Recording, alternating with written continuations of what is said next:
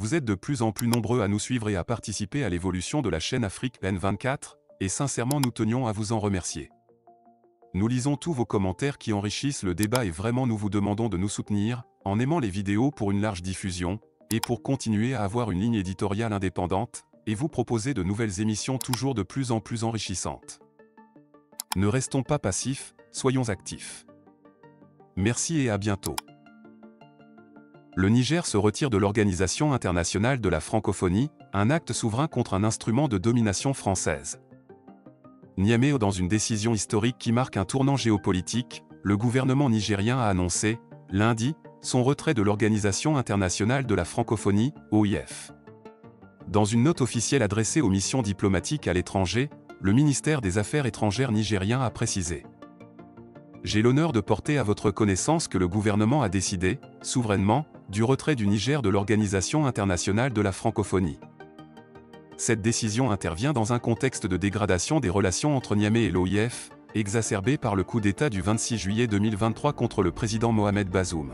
Depuis cet événement, l'adhésion du Niger à l'OIF s'est transformée en un rapport de force, où l'ancienne coopération est désormais perçue comme un moyen d'influence et de domination culturelle exercée par la France sur ses anciennes colonies. Une rupture nécessaire pour l'affirmation de la souveraineté. Au-delà des considérations diplomatiques, le Niger affirme son droit à la souveraineté en refusant de se soumettre à une institution que beaucoup considèrent aujourd'hui comme un outil de l'impérialisme culturel français. Selon plusieurs analystes, la francophonie, jadis créée pour promouvoir la langue et la culture française, est devenue le levier privilégié par Paris pour conserver une emprise sur les peuples africains. Le retrait nigérien s'inscrit ainsi dans une démarche de libération et de renforcement de l'autonomie nationale, rejetant une diplomatie d'influence qui ne serait plus en phase avec les aspirations des peuples du Sahel. Des relations de plus en plus tendues.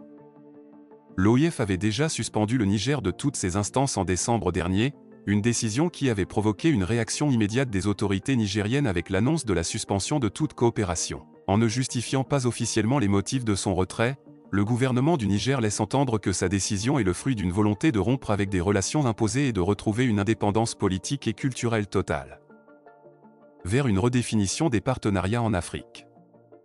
Ce geste fort, salué par de nombreux observateurs comme une revendication légitime de souveraineté, renvoie à une critique plus large de l'héritage colonial et de l'utilisation de la francophonie comme vecteur de domination. Pour le Niger, il s'agit de refuser un système dans lequel l'influence française est exercée au détriment de la véritable indépendance des nations africaines. Dans un monde où le pluralisme culturel et linguistique gagne du terrain, le retrait nigérien ouvre la voie à une redéfinition des partenariats et à la promotion d'une diplomatie basée sur le respect mutuel et l'autonomie des États. Likez la vidéo si ce n'est pas déjà fait. Laissez aussi votre point de vue en commentaire. Abonnez-vous et cliquez aussi sur la petite cloche de notification pour ne rien rater de nos prochaines vidéos. N'oubliez pas de partager aussi la vidéo et de la liker.